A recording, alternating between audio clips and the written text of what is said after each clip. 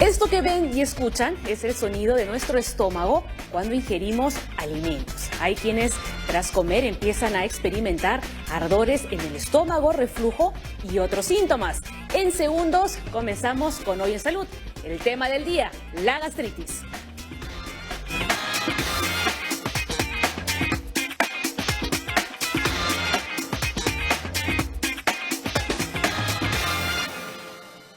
Eliana Landa es una joven que ha presentado varios cuadros de gastritis a lo largo de su vida, algunos muy severos. De esta forma, ella se dio cuenta que lo que padecía no era un simple dolor de estómago. Vamos a verlo. Cuando amanecía bien, pero apenas comenzaba a tomar mis alimentos diarios, el desayuno, me iba sintiendo mal.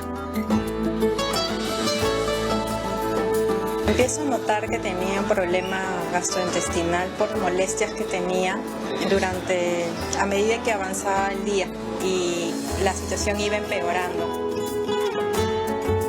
Aquí un dolor en la boca del estómago, pero es un dolor profundo que te hace hasta doblar. Tenía como sensación de vinagrera, así, lo que sí era tomar una bebida carbonatada para para sentir alivio. Y no sabía de que eso era lo que me generaba una calma por un momento, pero a lo largo me estaba haciendo más daño. Mi alimentación ahora básicamente es en la mañana, a las 6:30 de la mañana, tomar un jugo de frutas, y luego ya cuando vengo aquí en el trabajo a media mañana, eso de las 9:10 de la mañana, tomar un mate, que siempre los traigo conmigo, hierba luisa, manzanilla, un agua, ¿no? Ya me he sentido mucho mejor, ya no tengo los malestares que solía tener. Yo terminé el tratamiento recién hace una semana, así que me queda pendiente ir al médico para que me haga una nueva evaluación. El día de hoy nos acompaña para hablar sobre este tema el doctor experto en gastroenterología, Luis Cervera. ¿Cómo está? Bienvenido Hoy en Salud. ¿Qué tal? Doctor, veíamos en el video a esta joven, ¿no?, que de pronto le vinieron unos ardores intensos en el estómago y cuando ella fue al médico le dijeron que tenía gastritis. Así es, en general cuando un paciente tiene dolor abdominal, ardor, hinchazón, pues hay que sospechar como primera posibilidad gastritis sin descartar algunas otras patologías, pero efectivamente lo más común es la gastritis aguda y tener en cuenta que el 50% de la población podría padecer esta enfermedad, así que es sumamente importante conocer un poco del tema.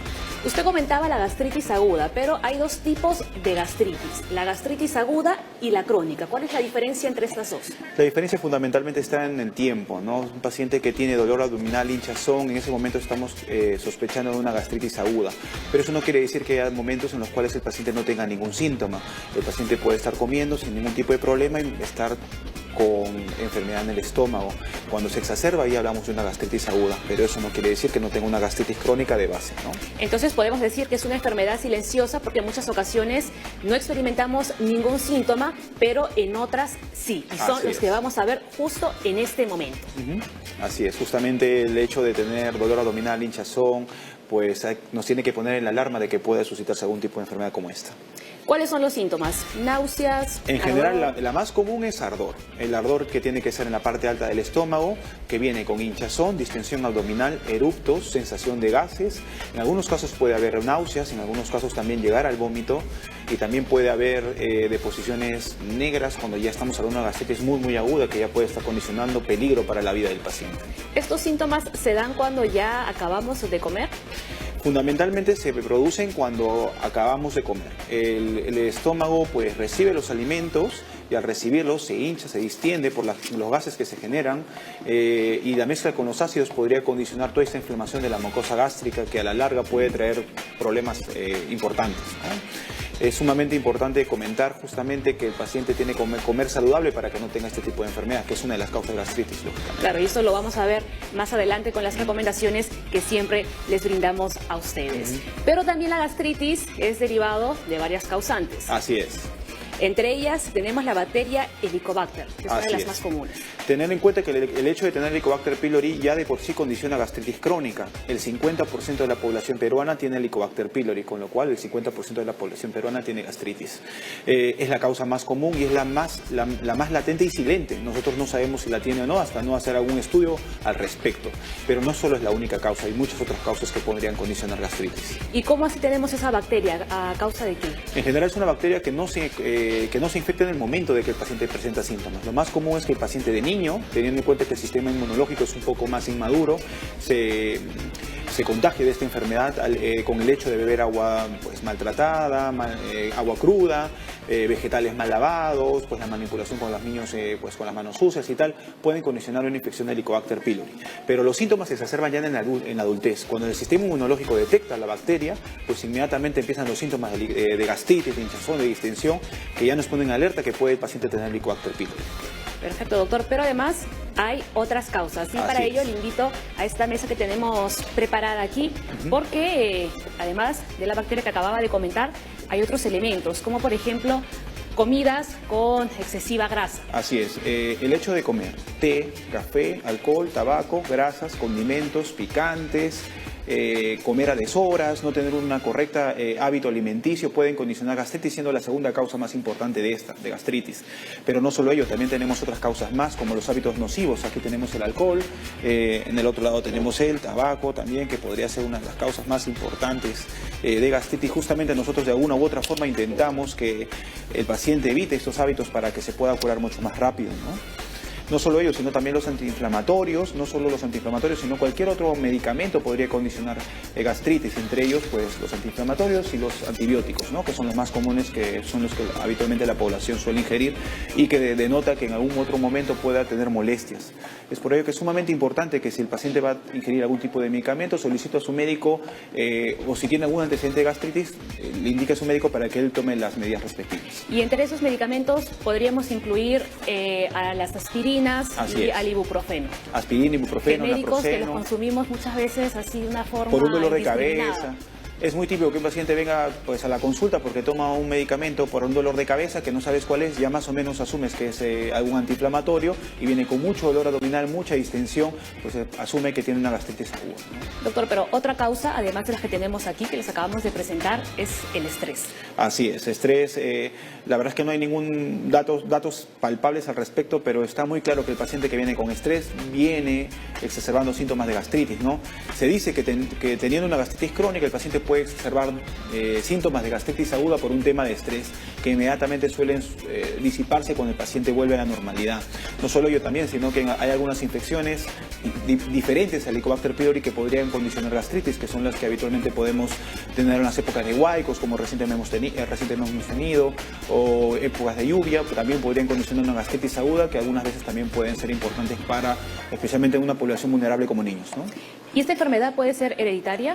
Si mi mamá tiene gastritis, ¿puede que yo también padezca de este mal? Es muy raro en general que una gastritis sea hereditaria, pero sí que lo hay. En países nórdicos, en países de raza blanca, sí que podría haber alguna exacerbación de gastritis que se llama autoinmune y es hereditaria, ¿no? Pero la gran mayoría de veces no suele ser así, sino unos hábitos bien palpables como los que hemos manifestado ahora. Doctor, en el caso que presentemos algunos de estos síntomas y decidamos acudir a un especialista, uno de los exámenes que nos tienen que realizar es la endoscopía. En general nosotros lo que intentamos visualizar son síntomas de riesgo, ¿no? Efectivamente la endoscopía es una prueba que ayuda a descartar Helicobacter pylori, a descartar gastritis y otras causas de malestares similares, pero es sumamente importante ver quién verdaderamente requiere una endoscopía y eso lo sabe el médico tratante. Pacientes con síntomas de alarma es muy importante que se la hagan. Pérdida de peso, deposiciones con sangre, alteración del ritmo intestinal, apetito disminuido, deposiciones con sangre, vómitos, pues podrían ser datos muy importantes de que el paciente requiere una endoscopía. Aparte de endoscopía, ¿qué otros exámenes? Hay muchas otras pruebas que se podrían hacer. Hay mucha gente que le tiene pánico a la endoscopía, ¿no? Piensan que les va a hacer daño, que les va a doler. Eso es verdad, ¿no? Pues en general el mito es que todo paciente que tiene gastritis hay que hacer su endoscopía. No es así. Cuando el paciente va a la consulta lo que necesita es verificar síntomas de alarma. Si no tiene ninguno, el tratamiento es sintomático, ¿de acuerdo? De por sí es lo importante. Si el paciente requiere una endoscopía, se le hará. Y al día de hoy, pues tenemos muchas formas de que el paciente no tenga ninguna molestia durante el procedimiento. Sedación y una serie de cosas, ¿no? Muy bien, doctor. Doctor, ¿qué le parece si nos vamos a una pausa? Y al volver, no se mueva porque traemos recomendaciones para combatir y prevenir la gastritis. Ya regresamos.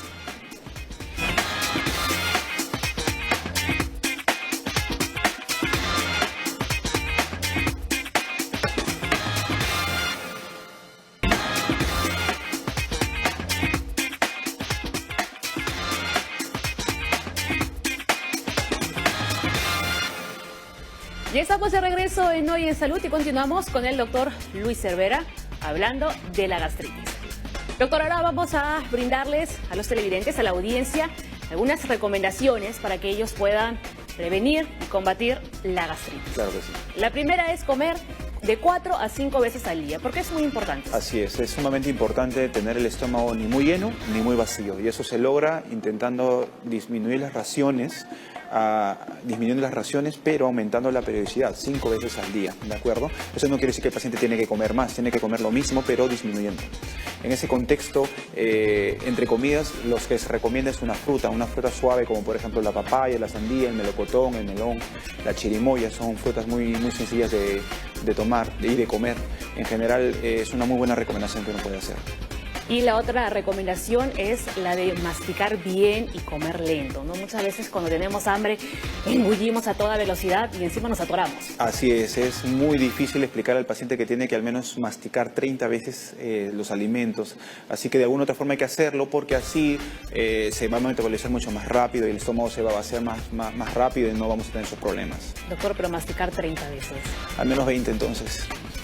Yo no conozco a nadie que cuenta cuántas veces está masticando, sí, pero hay que intentarlo. Lo que sí que es cierto es que al menos las carnes, que son lo más difícil de masticar, pues sean correctamente masticadas antes de ser. Eso es cierto, porque a veces cuando no cortamos un pedazo de carne, no masticamos bien y se nota claramente que después, 2 horas después, distensión abdominal, ¿no? Está claro. Si uno mastica mucho mejor, esa sintomatología desaparecería o no aparecería. Entendido. Hablando de las comidas, es preferible cenar de 2 a 3 horas antes de irnos a la cama. Así es, eso también está relacionado al reflujo, que es otra enfermedad. Si nosotros vamos con el estómago o muy vacío o muy lleno, vamos a tener problemas. Si va muy lleno, se va a fermentar todo y al día siguiente vamos a estar con un dolor abdominal sumamente intenso. Si vamos con el estómago muy vacío, va a haber una hiperproducción de ácido y en general el paciente va a levantarse con ardor. Entonces, la indicación es 2 horas antes de acostarse sería la hora excelente para poder comer algo y suave, ¿no? Un buen desayuno, entre comidas algo suave, un buen almuerzo y una cena pequeña. ¿Para qué? Para que el estómago esté bien.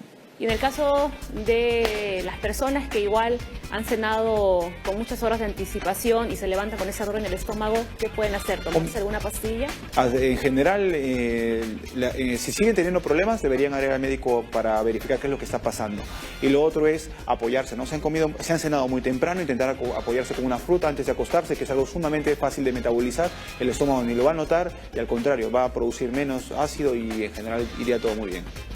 Otra recomendación, esta la hacemos casi en todos los programas, no fumar y cuidado con el alcohol. Así es, todos los hábitos nocivos por lo general producen problemas, no solo gastritis, cáncer de estómago, úlceras, etcétera. Así que es sumamente recomendable y especialmente importante evitar el alcohol y el tabaco, que son sumamente nocivos para el estómago. Doctor, ¿y hay algunos ejercicios, como el yoga, por ejemplo, que podrían ayudarnos? Cualquier tipo de ejercicio va a generar liberación de estrés y es sumamente importante para el estómago, ya que la circulación gástrica está íntimamente relacionada a ello. Lo que recomendamos nosotros es ejercicio aeróbico, correr, nadar, saltar, bicicleta, ejercicios antiestrés tipo yoga o algún otro tipo parecido, ¿de acuerdo? Y en general eso debería llevarnos pues, a hacer una calidad de vida adecuada, no solo para el estómago, sino para otros órganos, ¿no? Y ya para finalizar este listado de recomendaciones, alimentos que sean bajos en sal, en azúcar, y también supongo que no debemos comer las comidas muy calientes. Sí, en eso hay que recomendar algunas cosas muy importantes: evitar grasas, condimentos, picantes, gaseosas, chocolates, chicles, que pues, habitualmente estamos acostumbrados a hacerlo. Pero eso no quiere decir que hay que dejarnos de hambre, lo que quiere decir es que podemos comerlas con moderación, y lo que siempre recomiendo es que intenten comer en casa. Cuando vamos a un restaurante y tal, siempre se va a exacerbar el tema de los picantes y los condimentos para que sepa mejor la comida. En cambio, en casa tenemos lo mínimo y lo exacto para que el paciente pueda tranquilamente llevar una vida saludable. Bien, doctor. Ahí veíamos las recomendaciones, pero ahora, ¿qué le parece si vemos algunos alimentos que podríamos evitar? ¿No? Lo que usted comentaba, ¿no? Es muy complicado quizá cuando vamos a un restaurante, pero cuando cocinamos en casa es mejor no consumirlos. Claro que sí. Por ejemplo, los lácteos. Los lácteos como tal, en algunos casos pueden ser sumamente difíciles de digerir, especialmente los pacientes con intolerancia a la lactosa, y esto puede exacerbar gases, ¿de acuerdo? Los lácteos de por sí no producen gastritis, sino aumentan los síntomas de gastritis. Es por ello que en un estado de gastritis aguda es preferible evitarlos, no porque produzcan gastritis, sino por las gases que se puedan condicionar, ¿no? También están las verduras o algunas verduras. Hay algunas verduras que tampoco producen gastritis, pero pueden exacerbar gases, ¿no? El tomate, el cebolla, el coliflor, el brócoli. De entradas no se recomiendan para que el paciente esté cómodo, pero nuevamente no producen gastritis y aparte tienen muchas vitaminas y proteínas que son muy importantes, así que cuando el paciente se sienta cómodo, ya puede comerlas. Otro dato sumamente importante es que no todos somos iguales. Hay personas tengo pacientes que tienen problemas con la manzana, por ejemplo. No comen manzana y lo demás lo pueden comer sin ningún problema. Hay otros que evitan la cebolla y con eso están perfectos. Entonces cada uno tiene que darse cuenta más o menos qué es lo que le hace daño, ¿no? Claro, ¿no? Ahí cada uno tiene que detectar el alimento en concreto y tratar de consumirlo menos o en todo caso, pues ya evitarlo. Así es, no todos somos iguales y cada uno tiene que más o menos verificar eso. Así es. Y usted justo comentaba la manzana. Hay algunas frutas, por ejemplo, los cítricos, que por el tema del ácido cítrico que tienen podrían condicionar problemas. Y lo otro es también el tema de la manzana, como le he manifestado, puede hinchar la barriga y tal, ¿no? En general hay otros alimentos, hay otras frutas que tienen mucho contenido de carbohidratos también porque podríamos tener unos problemas, por ejemplo las uvas. Pero las que son sumamente importantes y que deberíamos comer son la papaya, la sandía, el melón, el melocotón y el durazno. Siempre los recomiendo, la chirimoya también, porque suele refrescar bastante al paciente y actúan como antiácidos naturales y es sumamente importante ingerirlos. Continuamos, galletas o galletas chocolatadas y chocolate. Así es, el chocolate como tal produce gastritis, ¿no? Y más que todo está íntimamente relacionado a que el chocolate en algún u otro momento se convertirá en grasa. Así que todo lo que tenga que ver con grasa hay que intentar evitarlo. Teniendo en cuenta eso, también es sumamente importante las carnes, ¿de acuerdo? Las carnes rojas, los embutidos, son sumamente nocivas y podrían condicionar gastritis. Se recomienda comerlas 1 o 2 veces a la semana máximo y lo que sí que se recomienda es comer carnes blancas como el pollo, pescado, pavo, huevo, todos los días sin ningún tipo de problema. Y en cuanto a las bebidas, muy importante que el café y el té, y algunas personas se olvidan del té porque el té también tiene cafeína, evitarlas de por sí.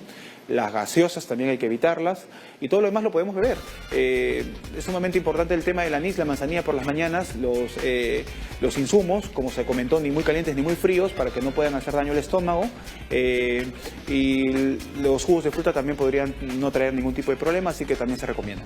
Y en cuanto al aceite, lo mejor es utilizar aceite de oliva en vez del girasol. Así es, dieta mediterránea al día de hoy se ha demostrado que es la mejor dieta del mundo en general, nutricionalmente hablando, la recomendación es aceite de oliva en vez de aceites de otro tipo, ya que pues tienen grasas que son mucho más solubles y mucho más fáciles de digerir que cualquier otra en nuestro organismo.